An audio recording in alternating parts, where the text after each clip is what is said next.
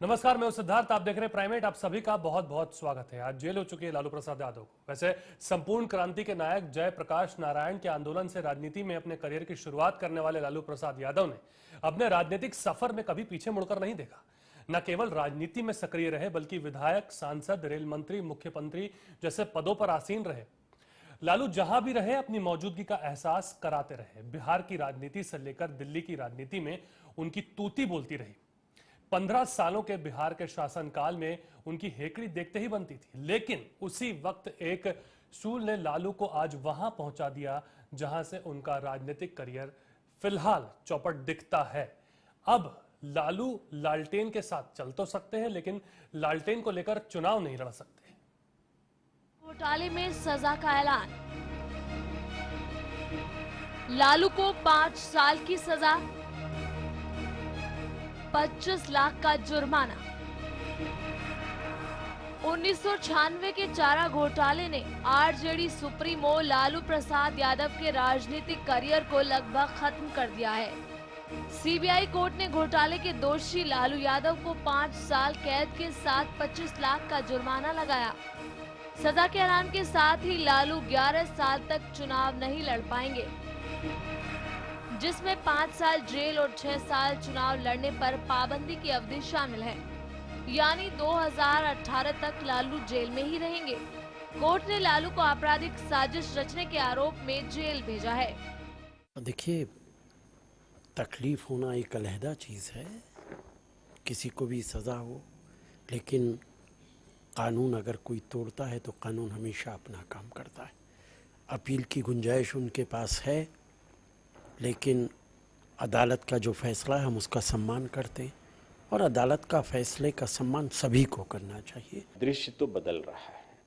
अब ईमानदार और अच्छे लोगों का कद्र होगा, ऐसा दिख रहा है और सच्चाइयाँ सामने आ रही हैं। एक जो ट्रेडिशनल लीडरशिप थी वो उसका तो अंत हो रहा है और ख़ास तौर से राजनीतिक क्षेत्र में जो बहुत ज़्यादा गंदगी व्याप्त हो गई थी, ख़ास तौर से आर्थिक करप्शन इत्यादि का, ये सब ठीक हो रहा है। न्याय मिलने में अगर देर होता है तो कहीं ना कहीं अपराधियों को बचने का अवसर भी मिल जाता है। इसलिए तमाम जो आपराधिक केस नेताओं पर चल रहे हैं उनको जल्दी से जल्दी उसका सॉर्ट आउट होना चाहिए। इसके लिए हम सहमति व्यक्त करते हैं। 960 करोड़ के चारा घोटाले में लालू के साथ 45 आरोपियों को दोषी ठहराया गया था, जिनमें 7 दोषियों को 30 सितंबर को ही 3 साल की सजा सुनाई गई थी, जबकि बाकी दोषियों की सजा पर गुरुवार को फैसला हुआ। लालू के साथ जिन दोषियों की सजा का ऐलान हुआ है उनमें पूर्व सीएम जगन्नाथ मिश्र, जिन्हें 4 साल की सजा सुनाई गई है, साथ ही 2 लाख रुपए का जुर्माना भी लगा है। केएम प्रसाद और बीएन शर्मा को 5-5 साल की सजा सुनाई गई है और 1.5 करोड़ का जुर्माना लगाया है। जेडीयू सांसद जगदीश शर्मा को 4 साल कैद और 2 लाख रुपए का जुर्माना। आर के राणा को 5 साल कैद मिली है। सीबीआई कोर्ट के फैसले के साथ ही लालू प्रसाद यादव की लोकसभा सदस्यता रद्द हो गई है। हालांकि आरजेडी ने फैसले के खिलाफ हाईकोर्ट जाने की बात कही है। साथ इस मामले में लालू के निर्दोष होने की वकालत भी की। आरजेडी का आरोप है कि लालू को इस मामले में बीजेपी और जेडीयू ने फंसाया है। कोर्ट में बचाव पक्ष ने लालू यादव की उम्र का हवाला देकर कम सजा की मांग की थी, लेकिन तमाम दलीलें बेकार गई। बचाव पक्ष कम उम्र की मांग कर रहा था, जबकि अभियोजन पक्ष ने लालू के लिए 7 साल सजा की मांग की। बहरहाल एक के बाद एक घोटाले और घपलों के आका सलाखों के पीछे जा रहे हैं। ऐसे में अब देखना ये होगा कि अब अगला नंबर किसका है। वंदना त्यागी, चैनल 1 न्यूज। हमारे साथ वरिष्ठ पत्रकार जे.आर. शरण साहब स्टूडियो में मौजूद हैं। इसके अलावा अजय कुमार पांडे जी, वो भी वरिष्ठ पत्रकार हैं, हमारे साथ स्टूडियो में हैं। प्रभुनाथ सिंह साहब आरजेडी के सांसद हैं, हमारे साथ जुड़े हुए हैं। इसके अलावा अविनाश राय खन्ना जी भारतीय जनता पार्टी की ओर से अपना पक्ष रखेंगे, वो भी हमारे साथ जुड़े हैं। प्रभुनाथ सिंह साहब, पहला सवाल मेरा सीधा आपसे ही है, अब लालटेन किसके हाथ में होगी? लालटेन लालू यादव के हाथ में पहले से था, आज भी है और कल भी रहेगा। नहीं, क्या ये जो बार बार बात कही जा रही है कि आप लोगों के अंदर से बहुत तरह की आवाजें भी आ रही हैं, क्या आपको लगता है असंतुष्टि का भाव भी पैदा है? क्या आप जवाब देना चाहेंगे उन लोगों को जो बात कह रहे हैं असंतुष्टि के भाव की? जोर से बोलिए, साफ सुनाई नहीं दे रहा। जी सर, आप सुन पा रहे हैं मुझे? चलिए, आवाज लगता है हमारी उन तक नहीं पहुंच पा रही, हम उनके पास फिर आएंगे। अविनाश साहब, अविनाश जी, कैसे आप देख रहे हैं आज जो पूरा घटनाक्रम हुआ उसको? देखिए, मैं समझता हूं कि न्यायपालिका की एक बहुत बड़ी ये एक न्याय के प्रति जीत है। बेशक 1996 से ये केस चल रहा था और लालू जी ने बहुत कोशिश की कि इस केस को लंबा खींचें, जज को बदला जाए, केस को बदला जाए, लेकिन अल्टीमेटली पहले सज़ा हुई, आज सज़ा कितनी है उसका ऐलान हुआ।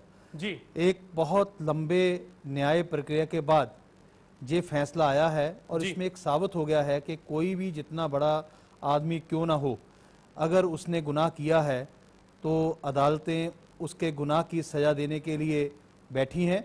और ये देश भर ने नहीं बल्कि अंतर्राष्ट्रीय स्तर पर एक इंडिकेशन गया है कि भारतीय अदालतें जो हैं वो न्याय करते समय ये नहीं देखती कि व्यक्ति सामने कौन है। अगर उसने कसूर किया है, चाहे वो पूर्व मुख्यमंत्री भी रहा हो, वो पूर्व केंद्रीय मंत्री भी रहा हो, उसको सज़ा जो है वो दी गई है।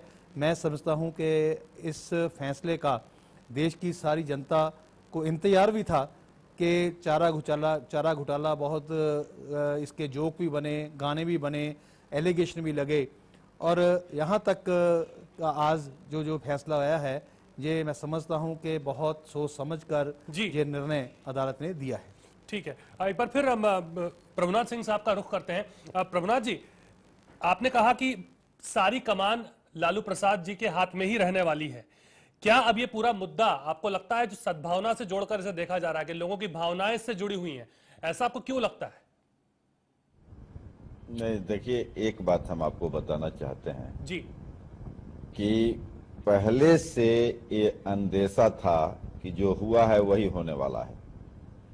इसीलिए लालू जी उच्च न्यायालय भी गए थे, सर्वोच्च न्यायालय भी गए थे कि इस न्यायालय से हमको इंसाफ नहीं मिलेगा। और जो उनको अंदेशा था, जो बिहार की जनता को अंदेशा था, जो पार्टी के कार्यकर्ताओं के अंदेशा था, वही हुआ। और देखिए, एक न्यायिक प्रक्रिया है।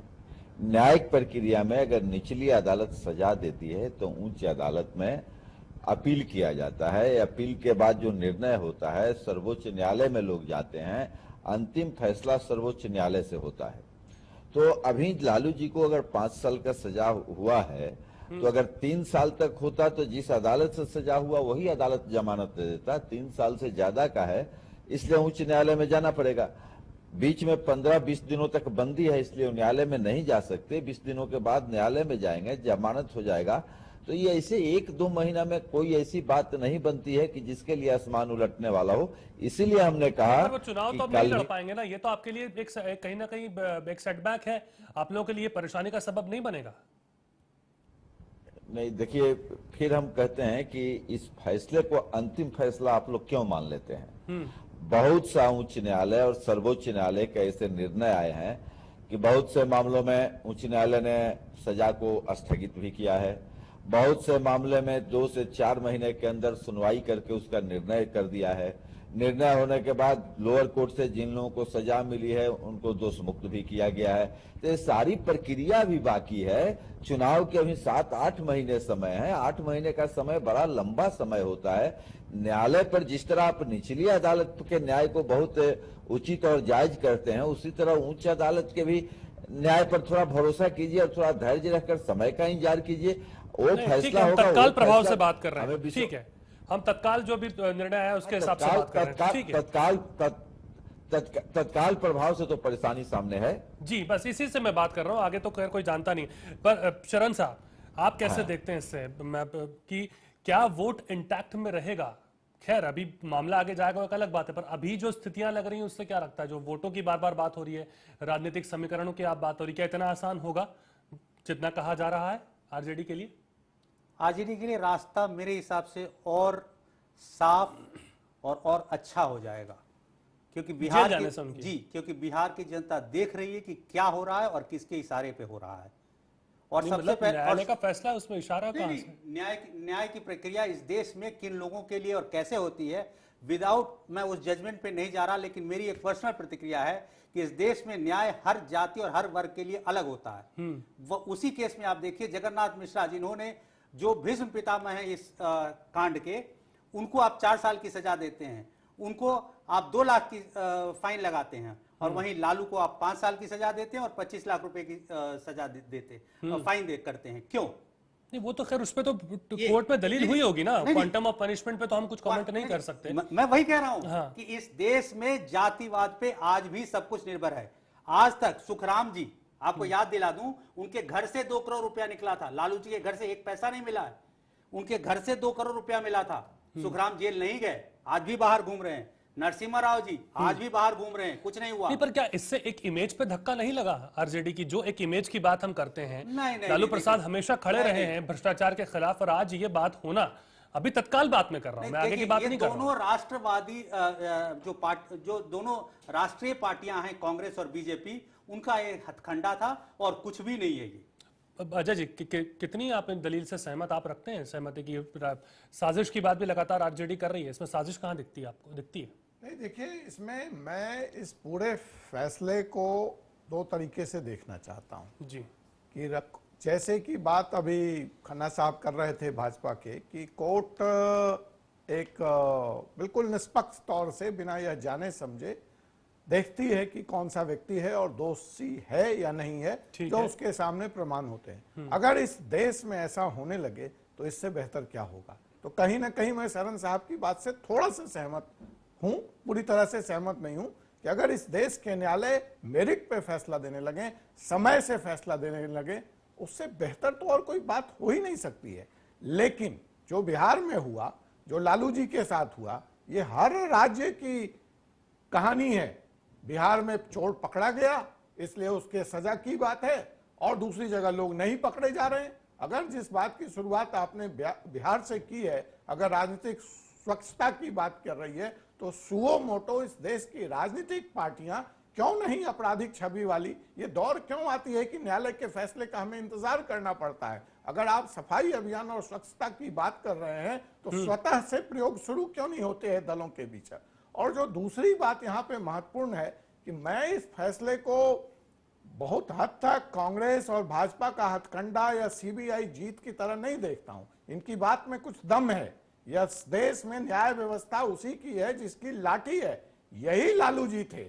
जब इनके 22 सांसद थे तो आय से अधिक संपत्ति के मामले में ये न्यायालय से मुस्कुराते हुए निकले थे, उसमें कोई सजा हुई नहीं थी। और जहां तक अपील की बात है, जो सीबीआई आज और अधिक सजा की बात कर रही है, वही सीबीआई जो वहां पे उस वक्त विपक्ष में खड़ी थी निचली अदालत में, और लालू जी मुस्कुराते हुए निकले थे। सुप्रीम कोर्ट में उसने लालू जी के समर्थन में अपना बयान दिया था।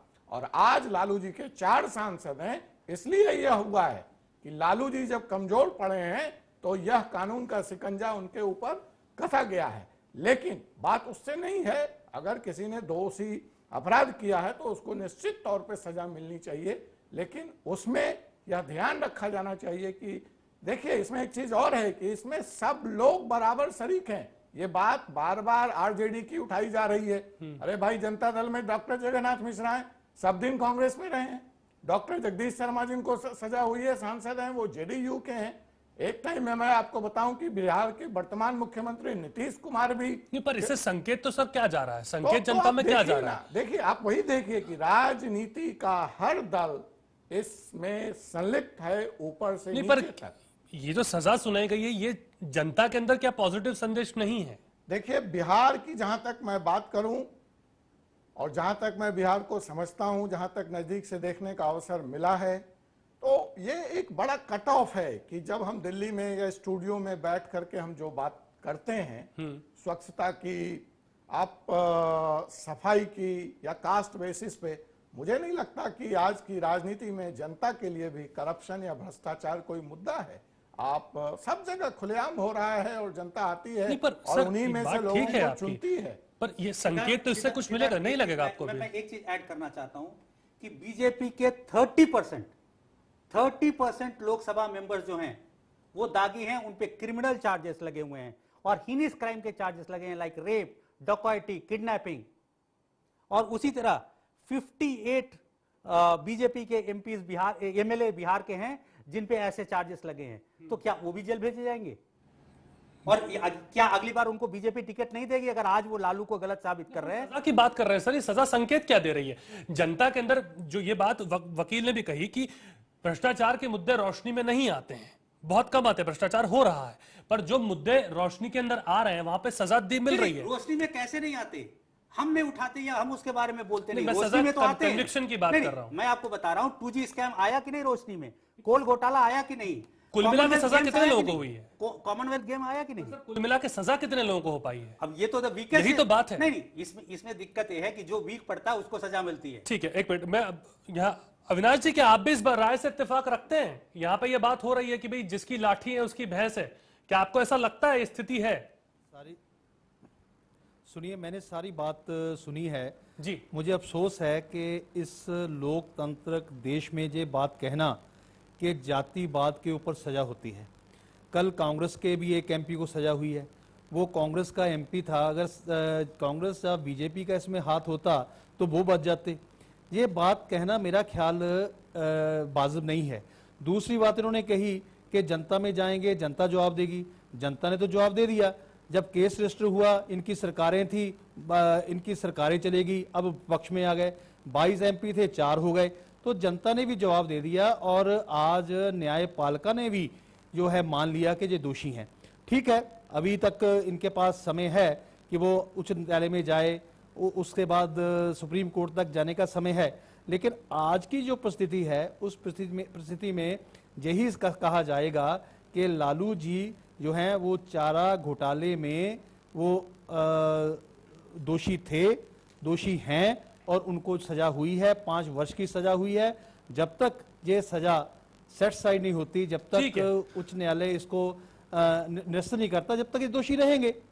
ठीक है प्रभुनाथ जी, आप आगे जाएंगे, आप अपील करेंगे, वो बात की बात है, पर मैं यथास्थिति पे आपसे बात कर रहा हूं। यथास्थिति के अंदर सजा हुई है, क्या यह आरजेडी के लिए धक्का नहीं है बहुत बड़ा कि सबसे बड़े वरिष्ठ आपके कालोक स्तंभ आपकी पार्टी के और भारतीय राजनीति के? एक क्षणिक परेशानी है, इससे इनकार नहीं किया जा सकता, लेकिन ये परेशानी दूर होते दिखाई देख रही है। लेकिन 2 सवाल पीछे से उठते चला रहा है, क्या साजिश है और नहीं है जी। तो हम साजिश के विषय में ये बता देना चाहते हैं आपको कि ये साजिश है और यह साजिश प्रमाणित भी हो चुका। अभी रांची उच्च न्यायालय ने कॉग्निजेंस लिया है एक जनहित याचिका पर और 22 तारीख को उसने तिथि फिक्स किया है और उस कॉग्निजेंस में उसने सीबीआई से शपथ पत्र मांगा है कि आखिर नीतीश कुमार और अन्य लोग जो पैसा लिए हैं, जो सीबीआई के डायरी में आया है, उस पर जांच क्यों नहीं की गई, जिसका 22 को उनको शपथ देना है। तो जिस समय चार्जशीट लालू यादव जी पर हुआ न्यायालय में, उस समय अटल बिहारी वाजपेयी जी की सरकार थी और नीतीश कुमार जी एनडीए में मंत्री हुआ करते थे। अब चूंकि उच्च न्यायालय के इस स्पष्टीकरण से यह प्रमाणित हो चुका कि यह साजिश एनडीए का ही है, कारण कि बचाने का काम सरकार ने किया, तभी नीतीश कुमार पर जांच तक नहीं हुआ और लालू यादव पर आरोप पत्र समर्पित किया गया। और दूसरा, जहां तक ये सजाए का बात है और परेशानी की बात है, तो इस परेशानी से तत्काल हम इनकार नहीं कर रहे हैं, लेकिन जो कानूनी प्रक्रिया और न्यायिक प्रक्रिया अब तक की देखी गई है, उसमें ऐसा उम्मीद भी किया जा सकता है कि लालू यादव जी जेल से भी बाहर जल्द आएंगे और न्यायिक प्रक्रिया के तहत अगर उनकी केस की सुनवाई हो गई तो 2014 का चुनाव वो लड़ने में सक्षम हो गए। जी अविनाश जी, ये बात जो बार बार कही जा रही है कि आगे रास्ते खुले हुए हैं और त्वरित तौर पर ये धक्का लगा है, इस पर आप क्या कहेंगे? देखिए, एक ना कहा जाता है कि दिल फैलाने के लिए ये ख्याल अच्छा है गालब, तो अब तो यही कहा जाएगा कि ये हम अपील करेंगे और राइट भी है उनका। लेकिन बात जो है कि आज क्या है, आज की परिस्थिति क्या है। 1996 से लेकर 960 करोड़ रुपए का घोटाला देश के सामने आया। बड़ी लंबी प्रक्रिया के बाद, पहले सीबीआई, फिर अदालतों में गवाही, उसने इतनी लंबी प्रक्रिया के बाद आज सजा दी है। तो आज मैं फिर वही कहता हूं कि दोषी तो दोषी है। जब वो सजा जाब्ता हो गया जब हम शब्द हमेशा यूज करते हैं तो ये तो आज कह नहीं सकते कि वो सजा याफ्ता नहीं है। अदालत, उच्च न्यायालय क्या करता है वो तो भविष्य की बात है, लेकिन आज एक मैसेज जो है वो सारे देश भर में नहीं दुनिया भर में है कि लालू जी जेल के अंदर हैं, चारा घोटाला में अंदर हैं, 960 करोड़ का घोटाला उसमें अंदर है और जनता ने उनको नकारा। उनकी सरकार गई, मुख्यमंत्री से वो बाहर हुए, उनके एमपी कम हुए, उनकी जो जनता में भी बात थी वो भी कम हुई, लोगों ने भी उनको सजा दी और आज न्यायालय ने भी जो है वो सजा दी है। शरण साहब आपको जवाब दे रहे हैं जी। खन्ना साहब को मैं बता दूं कि बिहार में भले ही 4 सीट एमपी का जीता हो लालू जी ने, लेकिन परसेंटेज ऑफ वोट उनका बरकरार रहा और पिछले दिनों जितने भी रैलियां हुई हैं, या प्रभुनाथ जी सबसे बड़े उसके एग्जाम्पल हैं जो सामने बैठे हुए हैं। प्रभुनाथ जी आरजेडी के टिकट पे इलेक्शन लड़े हैं, जेडीयू को और बीजेपी को पोलिंग बूथ पे बैठने के लिए लोग नहीं मिल रहे थे। तो ऐसे में आरजेडी की या लालू की पॉपुलैरिटी को मत क्वेश्चन कीजिए कोई भी। Lalu ji is the king of comebacks और any day he can jump back. इसलिए उन पे सवाल खड़ा करना, जिनको बीजेपी को शुरू से लालू जी ने जिस दिन बीजेपी की जन्म हुई उस दिन से उसका अगेंस्ट किया है, इसलिए बीजेपी वाले हमेशा नकारते रहते हैं कि लालू कोई फोर्स नहीं है। Lalu is a force to reckon with in Bihar. अभी भी अजय जी स्थिति है, आपको लगता है कि उसी स्तर पे 96-97 की स्थितियां अलग थी क्योंकि उनके पास सरकार थी और राबड़ी देवी जी को संभाल के सौंप के गए थे, उनके पास लोग थे, सत्ता थे, क्योंकि जिसके पास जितने सर होते हैं सत्ता होती है उसका भी फायदा। आज वो स्थिति नहीं है। देखिए, अगर मैं बिल्कुल एक न्यूट्रल ढंग से इस पूरी स्थिति को देखूं और उसकी समीक्षा करूं जी, तो सिद्धार्थ जी बात यहां यह है कि लालू जी की यह सजा बिहार के लिए भी दुर्भाग्यपूर्ण है। दुर्भाग्यपूर्ण से मेरा तात्पर्य यह है कि लालू जी में वह पोटेंशियल था, वह शक्ति थी कि वो इस देश के प्रधानमंत्री बन सकते थे। वो जयप्रकाश नारायण मूवमेंट के निकले हुए ऐसे नायाब हीरे थे जो सामाजिक समरसता की राजनीति को बहुत आगे तक ले जा सकते थे, लेकिन व्यक्तिगत स्तर पर उन्होंने कुछ गलतियां की हैं। मैं उनके उस 15 साल के शासन के दौर का विटनेस रहा हूं, बहुत नजदीक से देखने का मुझे अवसर मिला है। जो उन्होंने अपने इर्द गिर्द चापलूसों की भीड़ खड़ी की, जो प्रशासनिक लापरवाही खड़ी की, जो भाई भतीजावाद और परिवारवाद के चंगुल में वो उलझ गए, उससे सिर्फ लालू जी या आरजेडी का नुकसान नहीं हुआ, उससे बिहार का नुकसान हुआ है। और यह बात सिर्फ लालू जी के परिप्रेक्ष्य में ही कहना नहीं मैं चाहूंगा, इस बिहार के दूसरे बड़े नेता रामविलास पासवान जी भी प्रधानमंत्री की बहुत कुर्सी तक, बहुत नजदीक तक आकर किन्हीं न किन्हीं कारणों से, जिम्मेवारी न ले सकने से, अवसर का लाभ न उठाने से चूक गए। और फिर अगर बात उठी थी तो नीतीश कुमार जी को भी प्राइम मिनिस्टर कैंडिडेट के तौर पर यह देश देख रहा था। लेकिन बिहार के ये सामाजिक आंदोलन के निकले हुए तीनों हीरो और नायाब हीरे अपने अपने व्यक्तिगत कारणों से आज न सिर्फ राजनीतिक कुचक्र कहें, साजिश कहें, तत्कालिक परिस्थितियां कहें, असफल साबित हुए हैं। इस पे कोई विवाद नहीं हो सकता है, यह विवाद का विषय अग्रिम पंक्ति पे नहीं रहे। यस, ये असफल साबित हुए हैं, इस पे कोई विवाद नहीं हो सकता। ये तीनों बड़े नेता, शायद बिहार पहली बार कोई प्रधानमंत्री देता इन तीनों नेताओं के रूप में, लेकिन चाहे जो भी कारण रहे, जो भी परिस्थितियां रहे, और उसमें बहुत हद तक व्यक्तिगत तौर पर ये नेता जिम्मेवार हैं और यह बिहार के लिए अच्छा नहीं है, बिहार की राजनीति के लिए अच्छा नहीं। ठीक है, छोटा सा ब्रेक यहाँ पर हम लेंगे और ब्रेक के बाद जब हम लौटेंगे तो इसी मुद्दे के दूसरे पहलुओं पर भी चर्चा करेंगे। छोटा सा ब्रेक।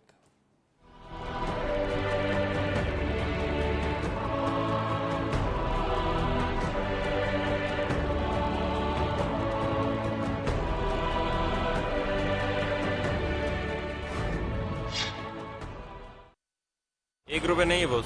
₹1 नहीं है मतलब? अरे मतलब छुट्टा नहीं है। नहीं है तो आप लेके आओ, जाओ। छोड़ ना, ₹1 में क्या कर लेगा तू? पिगी बैंक में डालूंगा। तुझे क्या प्रॉब्लम है? मेरे को मेरा ₹1 चाहिए। अच्छा 1 मिनट। करीना पसंद है बॉस। क्या? ये देखो। क्या है ये? वीडियो है ₹1 में।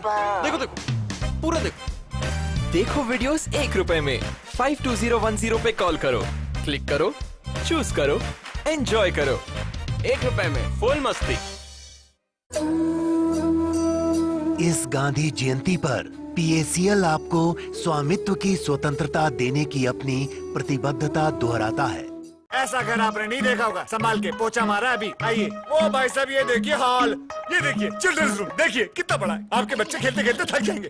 हो गया, मजे ले लिए। आइए। और यह है बेडरूम, इसकी खिड़की से तारे दिखते हैं, तारे। आपको क्या लगा प्रॉपर्टी डीलर हूँ? हाँ, अरे आपको अपना घर दिखा रहा था। Pearls infrastructure. हम जानते हैं कि घर अरमान, उम्मीदों और सपनों का बना होता है, तभी तो हम घर बनाते हैं, जिंदगियां बनाते हैं। अक्षय बाथरूम कब धोगे? आज संडे है ना।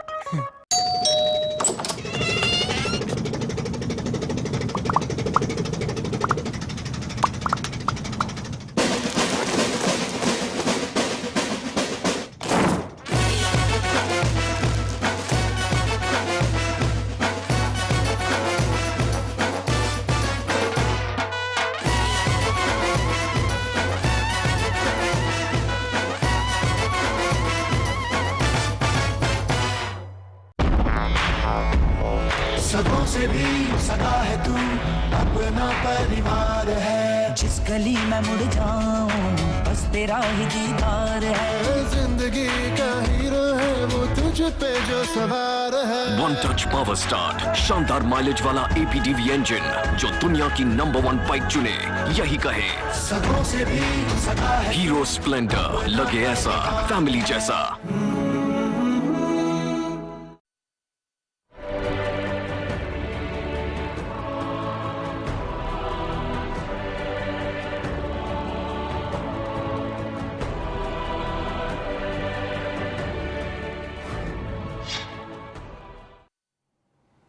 स्वागत है आपका ब्रेक के बाद।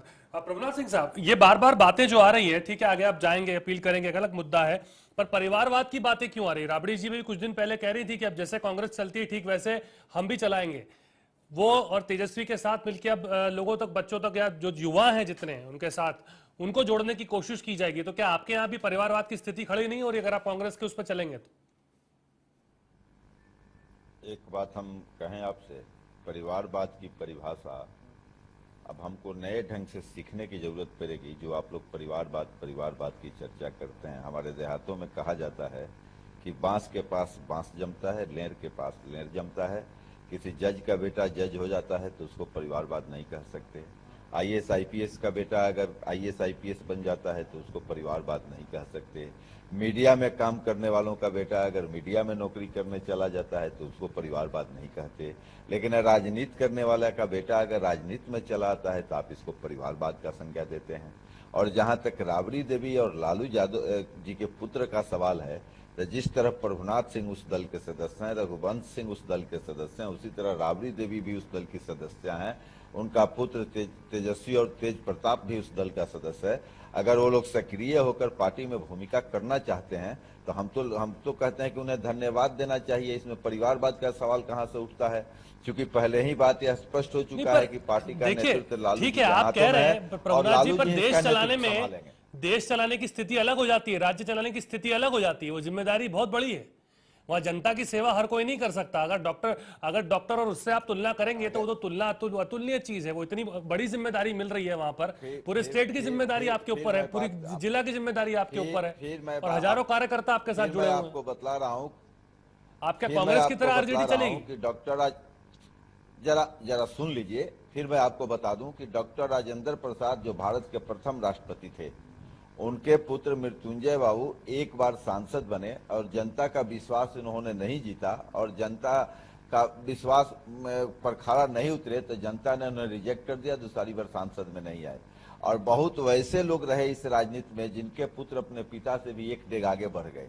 तो वैसी परिस्थिति में अभी नेतृत्व सौंपने की किसी की बात इस दल में नहीं, क्योंकि लालू प्रसाद जी स्वयं सक्षम है। लेकिन अगर कोई परिवार का व्यक्ति, फिर ये बातें क्यों हो रही है आपके यहाँ पे? क्या उहापोह की स्थिति नहीं दिख रही? अगर राबड़ी जी ये बात कह रही है कि वही आगे बढ़ेंगी, राबड़ी जी जो पहले बोल चुके हैं आपको याद है, राबड़ी देवी जो आज बोली हैं, जो राबड़ी देवी कल बोली हैं, उसको आप लोग क्यों भूल जाते हैं? नहीं, वो तो उन्होंने उस दिन भी कहा था कि लालू जी हैं। राबड़ी जी का बयान आज लगातार आ रहा है कि लालू जी पार्टी के अध्यक्ष हैं, वही बने रहेंगे, उनके नेतृत्व में पार्टी काम करेगी। आप इस बात को याद नहीं कर रहे हैं? हम तो कह रहे हैं ना, हम कहा कह रहे हैं, पर हम ये भी कह रहे हैं कि कांग्रेस की तरह चलने की बात भी उन्होंने कही थी। नहीं, कांग्रेस के तो उस बात से तो मुकर गई ना, फिर तो वो कह रही है ना कि नहीं लालू जी पार्टी के अध्यक्ष रहेंगे। एक ठीक है, बार अविनाश जी आपका क्या कहना है इसके ऊपर? सर मैं आ रहा हूं, अविनाश जी। देखिए, एक्सप्लेनेशन देने के लिए तो ये क्वेश्चन कि जी डॉक्टर का बेटा डॉक्टर, वकील का बेटा वकील, आखिर डॉक्टर का बेटा डॉक्टर बनता है तो वो MBBS या MD की परीक्षा पास करके बनता है, वकील का बेटा वकील बनता है तो वो लॉ पास करके बनता है। अगर ये परिवारवाद की बात नहीं कर रहे तो जब लालू जी ने CMशिप छोड़ा था तो श्रीमती राबड़ी देवी जी को CM क्यों बनाया? तो पार्टी के और बहुत वरिष्ठ नेता थे जो CM बन सकते थे। तो ये परिवारवाद की भाषा जो है, इसकी एक्सप्लेनेशन देने से परिवारवाद की बात खत्म नहीं होगी। वाकई ये जो पार्टी है एक परिवार की पार्टी है। मुझे याद है प्रभुनाथ जी, जब 14वीं लोकसभा के सदस्य थे उस समय ये गाड़ी में ट्रैवल कर रहे थे और लालू जी रेलवे मंत्री थे, तो इनके ऊपर उन्होंने फाइन डाल दिया। उस समय जितना गुस्सा प्रभुनाथ जी को आया, इन्होंने प्रिविलेज मोशन वहां मूव किया, तो उस समय तो लालू जी बहुत बुरे थे। आज उनकी पार्टी में है, लालू जी अच्छे हैं। आज परिवारवाद की बात को अपने ढंग से एक्सप्लेन कर रहे हैं। सो परिवारवाद है। परिवारवाद लीडर कैसे बनता है? जनता की सेवा करके लीडर बनता है, जनता में जाके लीडर बनता है। मेंबर होना और बात है, मेंबर तो हजारों होंगे, लेकिन पार्टी का नेता एक मुख्यमंत्री के कारण बनना, एक अध्यक्ष के कारण बनना, वो परिवारवाद है। ठीक है, नहीं, मुझे तो ये आश्चर्य लग रहा है कि बीजेपी के लोग कैसे कहते हैं कि मेरे यहाँ परिवारवाद नहीं है। राजनाथ सिंह के बेटे क्या इलेक्शन नहीं लड़ते? धुम्मल साहब के बेटे अनुराग ठाकुर यूथ कांग्रेस नहीं है। हर जगह परिवारवाद है, इसलिए परिवारवाद पे क्वेश्चन मेनका गांधी वहां भी है। ठीक है, मेनका गांधी वहां भी है, वरुण गांधी वहां भी है। और वही नहीं, इस देश में कश्मीर से लेकर कन्याकुमारी तक किसी भी पार्टी को उठा लीजिए, उसमें परिवारवाद है।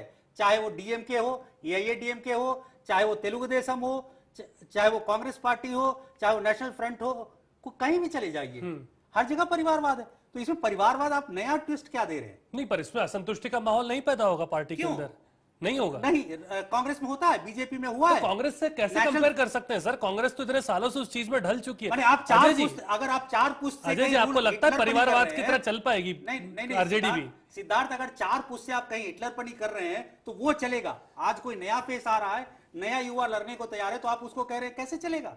अजय जी, नहीं, देखिए, परिवारवाद की समस्या जैसा ये कह रहे हैं, इससे सभी दल ग्रसित हैं।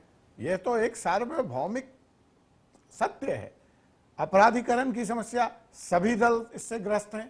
कोई भी दल होता ये है कि अपने गिरेबान में झांकने को तैयार नहीं है और मौका मिलने पर वोट पॉलिटिक्स के तहत दूसरे पे आरोप मढ़ने की शुरुआत हो जाती है। आज भाजपा भ्रष्टाचार की बात, अगर हम दिल्ली का उदाहरण करें, अगर भाजपा भ्रष्टाचार की बात उठाती है और कहती है कि यहाँ कोल स्कैम हुआ, 2G स्कैम हुआ, मुझे बताइए कि जो MCD भाजपा के अंदर है, क्या एक काम वहां जनता का बिना रिश्वत के संभव है? नहीं है। तो ऐसी हालात में यह जनता का दायित्व बनता है, यह कर्तव्य बनता है कि वह इस देश की राजनीति को स्वच्छ करने की शुरुआत करे। और इस दल में, चाहे वो कोई भी दल हो, चाहे वो कांग्रेस हो, वो इस देश की जनता को, और देखिए हम तो हिंदुस्तान की जनता है सिद्धार्थ जी, गुलाम हम रहे हैं। गुलामी हमारी नस नस में भरी हुई है।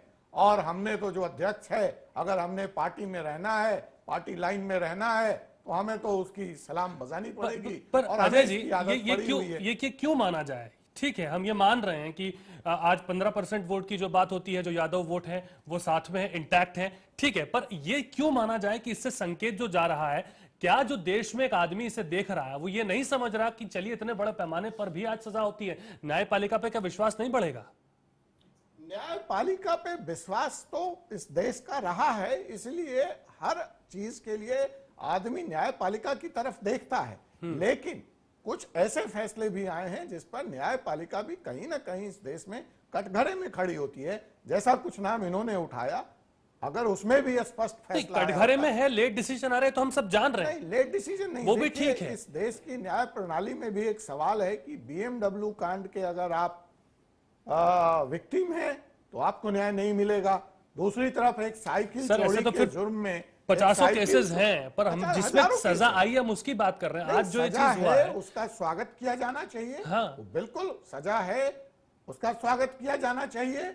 और देश में जो राजनीति को सुधारने की या स्वच्छता की जो शुरुआत बिहार की धरती से हुई है। एक चीज और आपको बताएं कि बिहार की वह गौरवशाली धरती है, चाहे जयप्रकाश का आंदोलन हो, चाहे महात्मा गांधी की आंदोलन की बात हम करें, उसी तरह से अगर देश की राजनीति में और राजनीतिक इतने बड़े लोगों को कटघरे के पीछे खड़ा करना की जो शुरुआत शरण हुई साहब, है, ठीक है, उसका जैसा- स्वागत किया जाना चाहिए। ये पैमाना और तो नहीं उसकी हो सकता ना, उसकी बयार पूरे देश में ठीक है। शरण जी, ये पैमाना तो हो नहीं सकता कि भाई इतने लोगों का कुछ नहीं हुआ तो इसमें भी सजा ना हो। नहीं, मैं या इसमें इसको वो ना किया जाए। नहीं, मेरा कहना यही है कि केवल राम लखन सिंह यादव जेल जाते हैं, राजा जो तमिलनाडु से एससी हैं वो जेल जाते हैं, बंगारू लक्ष्मण अगेन जेल जाते हैं, पप्पू यादव जेल जाते हैं, साहबुद्दीन जेल जाते हैं, लालू प्रसाद यादव जेल जाते हैं।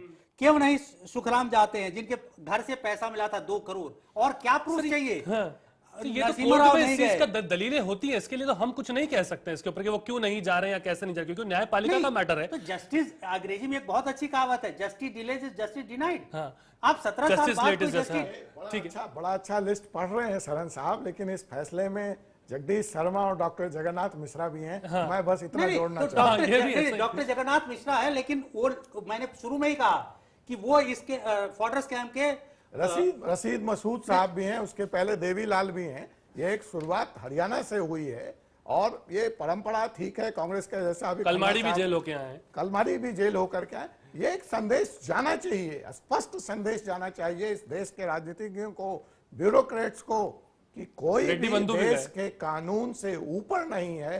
अगर आपने देश के कानून का सम्मान नहीं किया तो कानून अपना काम करे। ठीक है। इसमें अविनाश जी, जरा आप ये बात बताइए कि आप लगातार, ठीक है, ये बात कह रहे हैं, पर आपके साथ भी तो स्थिति कमोबेश वही है। जैसा हम जिक्र कर रहे थे, इस लिस्ट के अंदर कई भारतीय जनता पार्टी के नेताओं के नाम भी आ रहे हैं, तो आपकी नैतिकता के पैमाने पे आप खड़े नहीं है, तो आप नसीहत दे रहे हैं दूसरों को। नहीं, इसमें भी उनके एक एमएलए हैं। देखिए, आपका जो आज का इशू है, आप बार बार बता रहे हैं कि अदालत ने जो फैसला किया, जब अदालत फैसला करेगी उसके सभी मान्य होंगे, चाहे ए है, चाहे बी है, चाहे सी है जी। अदालत का फैसला, उसका अपना एक सिस्टम है।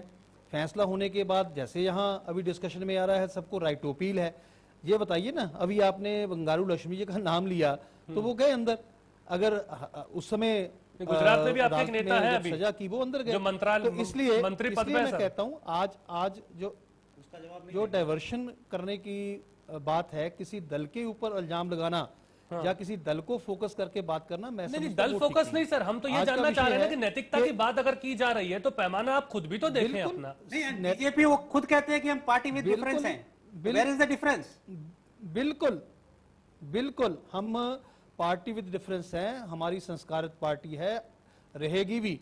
और एक भी जो बात हम आज कह रहे हैं, कमिटमेंट से कह रहे हैं, सारे देश के सभी नेता कह रहे हैं, और हमने ही इस बात का, ऑर्डिनेंस का भी विरोध किया था, जिसको बाद में अंडर प्रेशर ये वापस लाए हैं। सो हम आज भी नैतिकता पर खड़े हैं, खड़े रहेंगे। क्या आपको लगता है अविनाश जी, इससे एक भावनात्मक लहर भी गई है? आज अगर उन्हें जेल हुई है, सजा हुई है, तो एक भावनात्मक रूप से भी एक संकेत गया है, जैसा कि सब लोग इशारा कर रहे हैं उस ओर बिहार में, और वो आपके लिए मुसीबत नहीं बनेगा? अगर कोई भावना के साथ ये बात जुड़ी होती तो मैंने पहले भी जो अपनी बात कही है कि जब ये केस रजिस्टर हुआ, मुख्यमंत्री पद छोड़ना पड़ा, एमपी कम हुए, एमएलए कम हुए।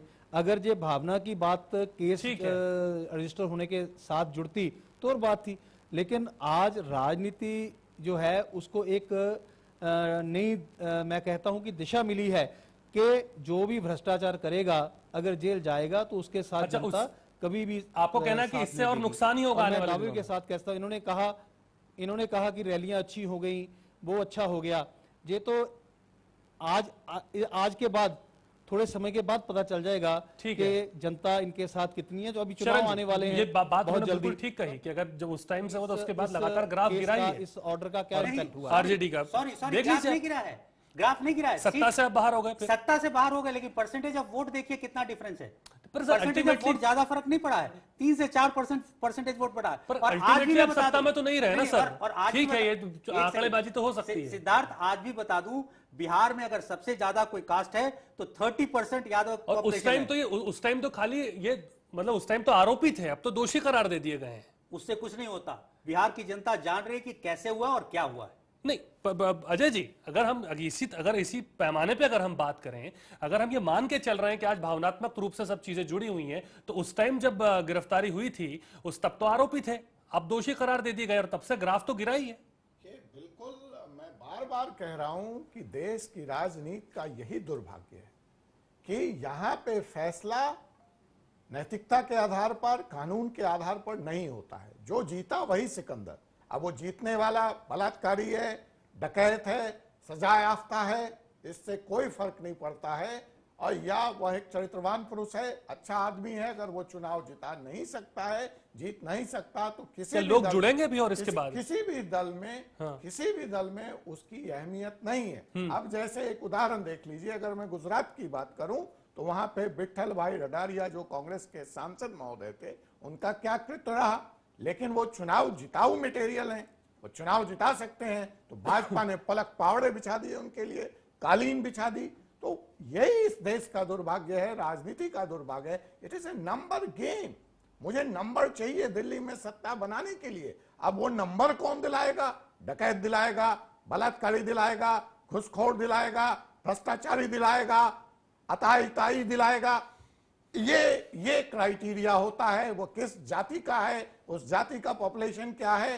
तो ये जो जिताऊ फार्मूला के आधार पर कैंडिडेट चुने जाते हैं, जो चुनाव होते हैं, और उससे जो इस देश की सरकार बनती है, ये कहीं ना कहीं भारतीय लोकतंत्र के लिए बहुत बड़ा खतरा है। और आने वाले दिनों में अगर इस देश के राजनीतिक दल इस तरफ शुरुआत नहीं करेंगे तो मुझे यकीन है कि इस देश की जनता को पत्थर उठाने पड़ेंगे। क्या आप ये सजा मिलने के बाद एक वर्टिकल डिवाइड देखते हैं आरजेडी के अंदर? क्योंकि नीतीश कुमार ने भी अभी तक अपने पत्ते नहीं खोले हैं और कैबिनेट का विस्तार भी नहीं किया है। देखिए, एक बात है, प्रभुनाथ जी बहुत गंभीर मुद्रा में हैं और बड़े सदे हुए राजनीतिज्ञ हैं। बार बार बात तो ये हो रही है, लेकिन आरजेडी और बिहार के ये पक्ष में होगा कि लालू जी समय की नजाकत को पहचाने। आज उनके 4 सांसद हैं, जिसमें से 3 ठाकुर समुदाय से आते हैं। तो अगर एक स्वच्छ चेहरा लालू जी लाते हैं सामने, चाहे वो रघुवंश बाबू का हो, चाहे वो अब्दुल बारी सिद्दीकी के हो, तो बिहार की राजनीति में स्वतः, देखिए, आप दबाव के तहत सजा होने के बाद आप कोई घोषणा करें, यह अच्छी बात नहीं है। आप बिहार की जनता को, जो महान नेता जो लालू जी का कद रहा है, मैं तो इस वक्त लालू जी से यह अपेक्षा करूंगा और उनके दल से यह अपेक्षा करूंगा कि वो पूरी गंभीरता के साथ और पूरे साहस के साथ बिहार की जनता को फेस करें और एक नए प्रयोग की शुरुआत करें। सजा हो गई तो क्या हुई, राजनीति के शुरुआत के सूत्रधार लालू जी माने जाएंगे और भारतीय राजनीति के इतिहास में स्वर्णिम अक्षरों में उनका नाम लिखा जाएगा। आप यह न भूलें कि मोदी के बेटे को आगे नहीं लाना चाहिए। मोदी के इस रथ को रोकने की ताकत अगर किसी भी आदमी में है, सांप्रदायिकता के रथ को रोकने की ताकत, मैंने पहले कहा कि जयप्रकाश नारायण के अनगणत नायाब हीरे हैं, लेकिन हीरे ने अपना मोल नहीं समझा, जिसकी कीमत आज उसको चुकानी पड़ी है। अभी भी समय है कि लालू जी साहस के साथ आकर इस फैसले को पेश करें और स्वच्छता की राजनीति की नई शुरुआत करें। आपके हिसाब से कौन आना चाहिए? इस फैसले के सामने लालू जी सर झुकाएं और यह कहें कि हमारे दल में एक से एक नायाब हीरे हैं, एक से एक बड़े नेता हैं, मैं इनको सामने करता हूं और फैसला बिहार की जनता नहीं, मतलब खुद उनको नहीं कमान देनी चाहिए, अभी किसी को सामने करना चाहिए। मानता हूं उनको कमान नहीं देनी चाहिए, सिर्फ जब तक लालू जी दोष मुक्त ना हो जाए अदालत। ठीक है प्रभुनाथ जी, क्या आपको नहीं लगता कि उनको कमान नहीं लेनी चाहिए जब तक वो दोष मुक्त ना हो जाए? ये आपकी पार्टी के अगेंस्ट भी जा सकता है। देखिए, मैं बहुत देरों से सिर्फ सुन रहा हूँ। जी बोलिए आप। और अभी ये एक सवाल नहीं, 2-3 सवाल आप लोगों ने खड़ा किया है, मैं सब पर आपको उत्तर देना चाहूँगा। एक तो हमारी पार्टी की चिंता ज़्यादा करने की जरूरत नहीं। हमारे पार्टी में योग्य और सक्षम लीडर हैं जो आपस में बैठकर तय करेंगे कि आगे की रणनीति क्या करना है। लेकिन हमारे दल के कार्यकर्ताओं का भरोसा, बिहार की जनता का भरोसा लालू यादव पर है, इसलिए लालू यादव ही अध्यक्ष बने रहेंगे। इसमें चर्चा का बिंदु दोबारा कोई सवाल उठता नहीं है। एक दूसरा, भारतीय जनता पार्टी के साथी ने कहा कि जिस समय रेल में जुर्माना लगा था, प्रभुनाथ सिंह जी बहुत गुस्से में थे, उनको मालूम नहीं, हमने प्रिविलेज नहीं दिया था, लोकसभा में सवाल उठाया था और रेल मंत्रालय ने, लालू यादव ने गलती स्वीकार करते हुए उस पैसे को सदन में वापस भी किया था। और तीसरी बात मैं बता दूं कि लालू यादव जी का राजनीतिक जन्म कुंडली भारतीय जनता पार्टी के लोग पढ़ने का काम करें। पहली बार लालू यादव जी जब लोकसभा का चुनाव लड़े थे, जेल से आकर नामांकन किए थे छपरा से और भारी बहुमत से जीते थे। जब वो सत्ता में थे और साजिश के तहत जब उनको भेजवाया गया जेल, तो उनकी सत्ता वापसी हुई थी। और फिर बिहार के लोग जानते हैं कि आरोपी थे, दोषी नहीं थे, उन्हें भेजवाया गया है। पहले सुन लीजिए, पूरी ताकत के साथ लालू यादव की वापसी होगी। और भारतीय जनता पार्टी के लोग परिवारवाद की बात क्या कर रहे हैं? उनके पास तो जैसे जो भी नेता रहे, बंठा हम लोगों के भोजपुरी में कहा जाता है, जिसका ब्याह शादी हुआ ही नहीं, आरएसएस में वही लोग हैं। उनको परिवार है कहाँ कि वो परिवारवाद की परिभाषा जानते हैं? ठीक है, आप कह रहे हैं, पर उस टाइम तो वो आरोपी थे, इस बार दोषी हैं। तब तो जनता जब साथ तो तब थी ना जब आरोपी थे, अब तो दोषी है तो जनता कैसे साथ रहेगी? एक कानून का अंतिम दरवाजा नहीं है। नहीं ठीक है, मैं तो अभी की बात कर रहा हूँ ना भाई। आप ये मान रहे हैं कि कोर्ट हो सकता है छोड़ दे, पर ये भी तो उतनी ही संभावना है कि वो ना छोड़े। जब तक अंतिम दरवाजे से कोई लौट नहीं जाता है तब तक दोषी नहीं माना जाता है। मैं तो यथास्थिति पे बात कर रहा हूँ सर, वो तो आगे की बात है, वो तो कोई नहीं जानता। प्रावधान है ये मीडिया के न्याय से और चार लोगों के बैठ। नहीं सर, कोई न्याय नहीं कर रहा, हम तो बात कर रहे हैं जी, हम तो ये कह रहे हैं यथास्थिति न्याय की परिभाषा यही है। इसीलिए यहाँ अंतिम अदालत बनाया गया है कि निचली अदालत अगर कोई त्रुटि करती है तो ऊपर के अदालत में अपील करके उसमें सुनवाई होगा और वहां से जो फैसला होगा वही मान्य होता है, अंतिम अदालत का फैसला मान्य होता है। चलिए ठीक है, पर एक सवाल जैसे अजय जी जिस और जिन्होंने इशारा किया कि इस वक्त उन्हें हाथ में नहीं लेना चाहिए चीजों को, अभी किसी को फॉरवर्ड करना चाहिए। बहुत अनुभवी नेता उनके पास है, 15 साल से संसद के अंदर रघुवंश प्रसाद जी भी हैं, ऐसा नहीं करना चाहिए? नहीं, देखिए मैं एक चीज आपको बता रहा हूं, शायद आपके पास इंफॉर्मेशन हो लेकिन आपने उसको जिक्र नहीं किया कि 6 अक्टूबर को आरजेडी की पार्टी की मीटिंग हो रही है, बुलाई गई है।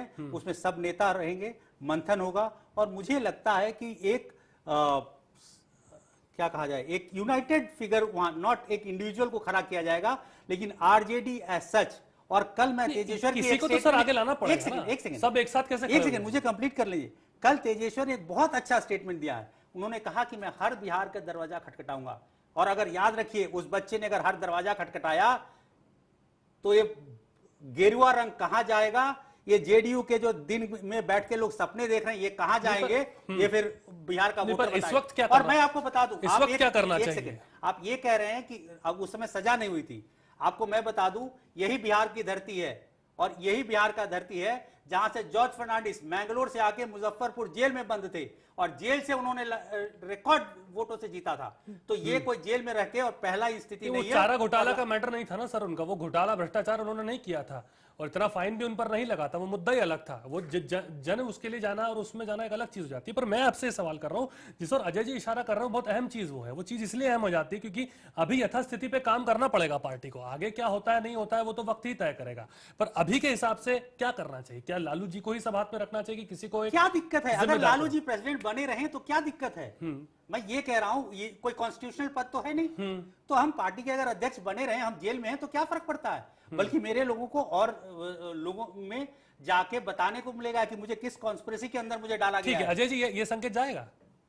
देखिए, ये तो बिहार की जनता को तय करना है कि वो कास्ट वहां महत्वपूर्ण होता है, करप्शन महत्वपूर्ण होता है। लालू जी के इस फैसले को वहां की जनता किस रूप में लेती है, उसका प्रतिपादन किस तरह से होता है, यह तो आने वाले वक्त बताएगा। लेकिन मैं एक बात कहूंगा, यह इस देश की पुरानी परंपरा है कि हम न्यायालय के ऊपर बैलेट बॉक्स को मानते हैं। इस देश के अपराधी भी शिकंजों के पीछे रहकर, डराकर, धमकाकर, बूथ कैप्चर कर चुनाव जीतते हैं और उसके बाद उनका यह बयान आता है कि जनता ने हमें चुन करके भेज दिया, इसलिए मैंने जो भी अपराध किया, जनता की अदालत सबसे बड़ी अदालत है, मैं वहां से चुन के आया हूं, आरजेडी भी यही कह रही है। मेरे खिलाफ सारे मामले यहीं पे खत्म किए जाएं। यह स्वस्थ लोकतंत्र का परिचायक नहीं हो सकता। तो अभी भी मैं तो वही सवाल आपसे दोहरा रहा हूं जो उन्होंने कहा कि वो कह रहे कि शरण साहब भी कह रहे कि उनको अपने हाथ में सब लेने देना चाहिए। क्या ये लगता है आपको ये सही होगा इस वक्त पार्टी के लिए कि उन्हें वरिष्ठ नेताओं को, इतने अनुभवी नेता हैं आरजेडी के पास में? नहीं, मैं तो बार बार कह रहा हूं कि आरजेडी को आगे आकर स्वयं से इसकी शुरुआत करनी चाहिए। जैसा कि उन्होंने कहा, वो कॉन्स्टिट्यूशनल पोस्ट नहीं है, कोई बाध्यता नहीं है, वो ऐसा ना करें। कोई उनको बाध्य नहीं कर सकता, जैसा कि प्रभुनाथ सिंह जी भी कह रहे थे कि उनकी पार्टी है, उसकी चिंता उन्हें ही करने दें, कोई बाध्यता नहीं है। लेकिन यह देश की जनता स्वच्छ राजनीति के कारण ऐसी अपेक्षा रखती है। उस अपेक्षाओं पे इस देश नहीं, पर क्या ये मान लेना नहीं, पर जैसे आरजेडी मान रही है कि एक भावनात्मक लहर पैदा हुई, ये मान रहे, हम भी मान ही रहे हैं, सब यहाँ पर आकलनों पर चल रहा है, पर 100% क्या ये मानना सही होगा कि नहीं एक भावनात्मक ही मैसेज गया है इससे? क्योंकि कोर्ट का फैसला है, कल ये पूरी अखबारों की हेडलाइन बनेगा। ये भावनात्मक लहर का खेल तो इस देश में पुराना है। कोई राम मंदिर के नाम पे भावना को भड़काता है। मैं आरजेडी की बात कर रहा हूँ सर। नहीं, वही मैं बताऊं, तो वो उससे छूटी थोड़ी है। कोई मुजफ्फरनगर में दंगा कराकर जेल में जाकर भावनाओं को भड़काता है और भावनाओं का दोहन, शोषण और प्रयोग करता है। तो उसी तरह से राजनीतिक दलों का तो ये पुराना खेल है, सगल है, उसमें सब हमाम में सब दंगे हैं, सब। पर क्या ये स्थिति नहीं होगी कि आरजेडी को भी अब बताना पड़ेगा, अपने आप को फिर साबित करना पड़ेगा कि नहीं भ्रष्टाचार की बात थी, तो जो बातें लगातार आरजेडी की ओर से की जा रही थी भ्रष्टाचार के खिलाफ, अब वो तो खुद उसके अंदर लिप्त है कहीं ना कहीं कोर्ट के हिसाब से अभी फिलहाल। नहीं, वो लिप्त हैं, लेकिन यह तो देखना महत्वपूर्ण होगा कि देश की जनता के लिए, खास करके बिहार के जनता के लिए, कास्ट बड़ा मुद्दा होता है या करप्शन बड़ा मुद्दा होता है। अगर बिहार की जनता कास्ट लाइन पे वोट करने का फैसला कर ही लेती है, तो जनता की अदालत के सामने आप क्या कर लेंगे? ठीक है, या मैं क्या कर लूंगा? अपनी बात आप संक्षेप में रख दीजिए प्लीज। देखिए, सबसे बड़ी बात है कि कोई अगर सामने साफ सुथरा छवि का आदमी हो तब तो उंगली उठाए। यहां तो आप चीफ मिनिस्टर से लेके, बीजेपी से लेके, कांग्रेस से लेके, सबका वही हाल है। तो कौन लालू? तो है लालू तो मैं कहता हूं कि अगर क्राइटेरिया रखा जाए तो उसमें सबसे नीचे वाले में है। कोल घोटाला, 2G स्कैम, ये सब के नीचे अगर देखा जाए, अमाउंट को देखा जाए तो कुछ भी नहीं है। पर अमाउंट के हिसाब से तो हम सर वो नहीं कर सकते ना, क्योंकि अगर अमाउंट के हिसाब से आप देखें तो फिर तो ऐसे बहुत लोग छूट जाएंगे। चोर और डकैत दोनों को एक ही पनिशमेंट मिलेगा। चोरी है। नहीं, चोर और डकैत दोनों को एक ही पनिशमेंट मिलेगा। अब आप चोरी करेंगे, चाहे 100 करोड़ की कीजिए या 1 रुपए की कीजिए, चोरी गिनाएगा तो कोर्ट की नजर में तो चोरी ही गिनाएगा। चोरी और डकैती दोनों में फर्क है सिद्धार्थ। नहीं, पर हुई तो यहाँ पर चोरी ही है जो कोर्ट कह रही है, उस हिसाब से हम यथास्थिति पे बात करें तो। चोरी का फैसला, अगर चोरी का आरोप है तो चोरी की सजा मिलनी चाहिए, डकैती का आरोप है तो डकैती की सजा वो तो हम कोर्ट के उस पर तो नहीं सवाल खड़े कर सकते। पर ठीक है, अविनाश जी, कैसे अब आप यहां से राह देखते हैं? संक्षेप में अपनी बात रख दीजिएगा। आपको क्या नुकसान नहीं होगा इससे? क्या और मजबूत होकर के आरजेडी नहीं आएगी? देखिए, ये जो बात यहाँ पर कही गई है कि जब लालू जी जेल में गए तो इतनी सीटें जीत गए, जब वहाँ पकड़े गए इतनी सीटें जीत गए, इसका मतलब ये समझते हैं कि जितनी बार जेल जाओ उससे ज़्यादा ये वोट लेके आएंगे और सीट जीत के आएंगे। अब वो समय खत्म हो गया है। अब किस कारण जेल में गए हैं, जनता ये सवाल पूछेगी कि हमारे पशुओं का चारा खाया इसलिए जेल गए हैं, हमारे पशु भूखे मरे इसलिए जेल गए हैं, 960 करोड़ रुपया हजम करके इसलिए जेल गए हैं। अगर वो किसी जनता के कारण आप तो इंसान को मार के खाते हैं, शायद आप तो मुजफ्फरनगर में आपने क्या किया उसके भी सवाल उठेगा। जी, हौसला रखिए, बात सुनिए भाई साहब, हौसला रखिए। अगर आप जनता के किसी इशू के ऊपर जेल जाते तो शायद लोगों की भावना आपके साथ होती। अगर पशुओं को चारा खा के आप जेल में गए हैं तो मेरा ख्याल बिहार की जनता बड़ी समझदार जनता है, जिसने आजादी का आंदोलन, जिसने बार बार जेपीजी का नाम आ रहा है, जेपीजी ने एक डेमोक्रेसी की लड़ाई, ऑपोजिशन को बिल्कुल संक्षेप में अपनी बात रख दीजिएगा। यहाँ से कितने मजबूत बन के आप उभरेंगे, क्या लगता है आपको?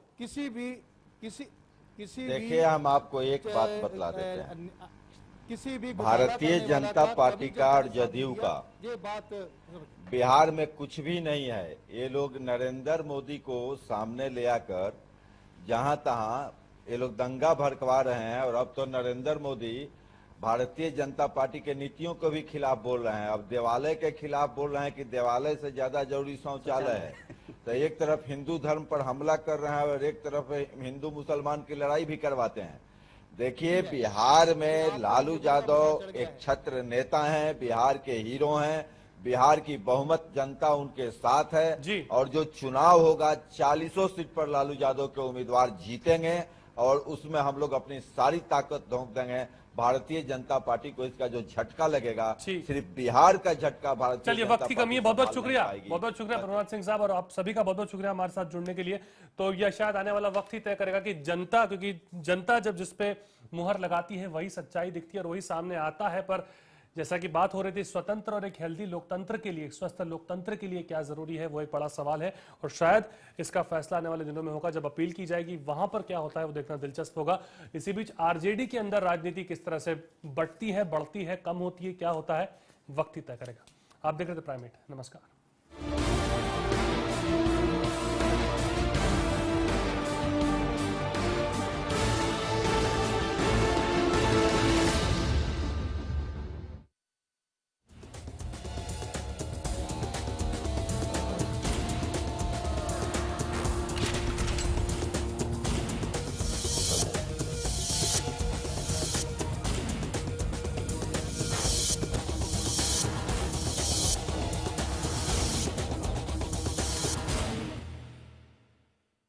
तुलसी एक ऐसा